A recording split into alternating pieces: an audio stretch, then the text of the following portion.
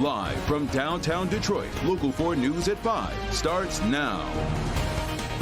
And we begin tonight with live pictures of Trump Tower in Manhattan. Former President Trump has arrived in New York ahead of his arraignment on criminal charges. The trip to New York started a little after noon today. Good to have you with us here for Local 4 News at 5. I'm Devin Skillion. I'm Kimberly Gill. The former president left his estate in Palm Beach a little after noon and took off shortly after getting to the airport. The roughly 1,200-mile trip to LaGuardia took about 3 hours in the air. Former president landed at about 3:30, quickly hopped into the motorcade with a pretty large entourage making the trip with him, including what looks like a camera crew. Jay Gray going to kick off our coverage. He is in New York. Jay.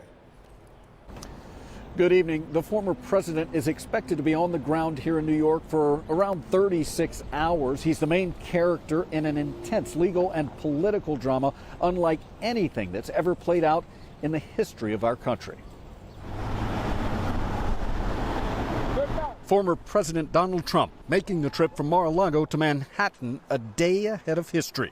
Tomorrow afternoon, the 45th President of the United States expected to become the first to sit in the Oval Office, then stand before a judge facing criminal charges.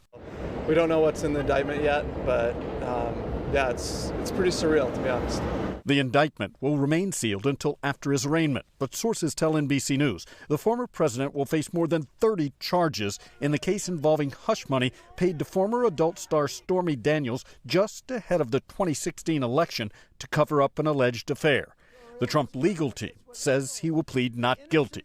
The team will look at every potential issue that we will be able to challenge, and we will challenge it. Security will certainly be a challenge. There are no credible threats, according to police. Still, New York's mayor has this warning for potential protesters. While there may be some rabble-rousers thinking about coming to our city tomorrow, our message is clear and simple. Control yourselves. New York City is our home, not a playground for your misplaced anger. The entire NYPD force, 35,000 officers, is on alert. The FBI also on the ground, and the Secret Service will be with the former president at all times. Now, the former president is expected to leave immediately following his appearance and has said that he'll make a public statement on the situation once he's back in Florida. In New York, Jay Gray, Local 4. Hey, Jay, thank you. And ahead on Local 4 News at 5:30, the war of words is ramping up on both sides of the aisle ahead of tomorrow's arraignment. What's being said about the charges and what it could mean for the election. Now to breaking news happening right now on Detroit's east side. Live pictures from the scene as police confirm 2 teenagers have been shot. One of them has died from those wounds. This is happening on Edmore Street. That's right near Hayes, just south of 8 Mile. We are still working to learn more on the circumstances surrounding this shooting. We will have new information just as soon as it comes in. But 2 teenagers shot, and one of them has now died. And now to new information we're learning into a deadly shooting overnight on Detroit's west side. This happened on Cheyenne Street, right in the area of Schaefer in Chicago. Priya Mann live on this story with more. Priya. Devin, Kim, police are investigating whether a teenager shot and killed this victim. The victim's family saying he was safer in prison than in his home in Detroit, and they're hoping this person is arrested quickly. I'm going to miss him. His presence was definitely an asset. The nephew of the man shot and killed overnight says family members discovered his uncle's body lying outside their home. My uncle passed away tonight. He didn't have no one here with him. He died alone.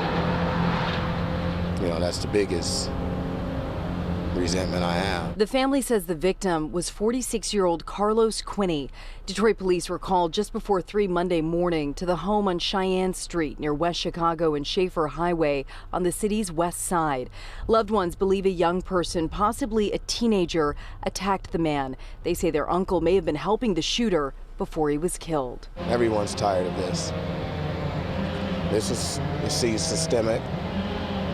This is something that just seemed like help isn't in the right place. Conversations aren't being had in the right place. A lot of this stuff is just preventable.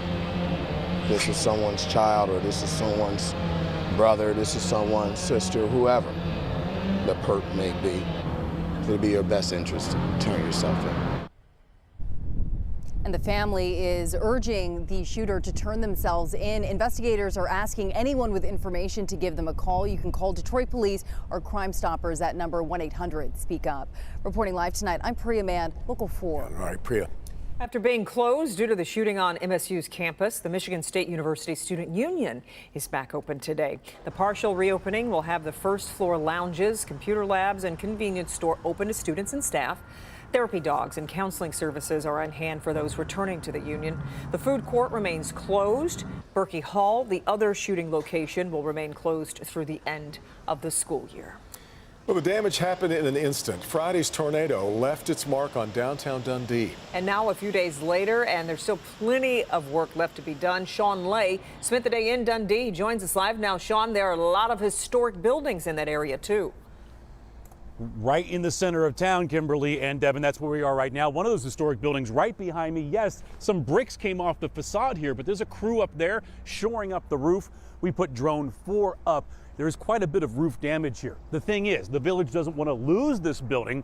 Much more damage that meets the eye. A structural engineer will decide if that building can be repaired and is safe or needs to come down. That decision hasn't been made. Now, in the 10 seconds I've been talking to you, we walk right across the street and no damage here. In fact, that bird in its nest, been watching the whole thing go down all day. The only damage we have is roof damage. How bad is the roof damage? Well, it had to be replaced. There's holes in the roof because the debris went over on the roof. Assessing the damage in Dundee, an EF0 tornado dropping 80-mile-an-hour winds in the very center of town. Roof damage to the Odd Fellows Hall, but more damage to the coffee shop right next door. Tornadoes are funny. They're in charge. They're going to do what they want to do. What Dundee does not want to do is lose this historic building. It's been tagged by the building inspector as uninhabitable for the businesses and apartment on top. The building inspector tells us there's a large crack down the side of the building. The village manager says a structural engineer will make the final call if the building has to come down. Dundee does not want to lose this building. Yeah, absolutely. We're hoping the same. They've already got people working on the roofs and making sure everything's safe that way too. Damage here, but no damage right across the street. Ray Gamo owns Riverside Market. The fact that this bird still has a nest on your sign is untouched is amazing. And it's a spring dove, so what does that tell you? Easter's coming, my friend. Back here live, another look at that bird. Nature quite amazing, the bird in this nest. You could think here when the tornado blew through here. EF0, that means winds of about 80 miles an hour, still pretty significant. Also look up here. You would think that camera had a front row seat for the tornado that dropped here in the center of town, but the camera not operating. We talked with Paul Gross, Local 4 meteorologist emeritus today. He covered the tornado here in 2010, guys. That was far different, he says. That happened between 2 and 2:15 in the morning. This was around 11, and the good news here, no one was hurt. Back to you. Yeah, and you bring that up, Sean. This is the first time for Dundee. Some families have been through this twice now. And remarkable. Coming up at 6 o'clock, we talked to a family. One brother, he was hit hard by the tornado in 2010, big time damage to his house. His sister then, her apartment is up there. That building gets hit by a tornado. What are the odds of a brother and sister, both in Dundee, both getting hit by a tornado? Yeah. That's at 6. Love it that they are looking on the bright side. And how about that bird that's watching it all happen? That's right. We look forward to your reports at 6. Sean, thank you.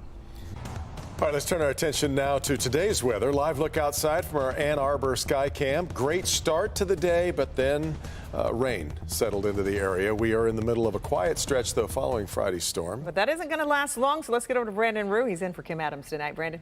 Good afternoon. Good evening, everybody. We do have major concerns for more strong to maybe severe weather across the country Tuesday, Wednesday. Right now, our concerns are for the potential, anyway, of some flooding to our north.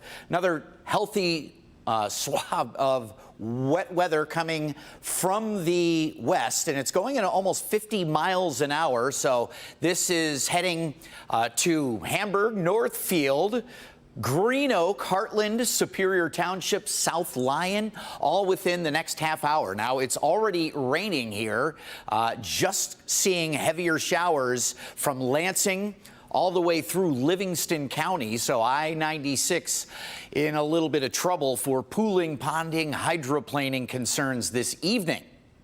We do have a flood watch across our northern counties, the I-69 corridor, all the way until 8 a.m.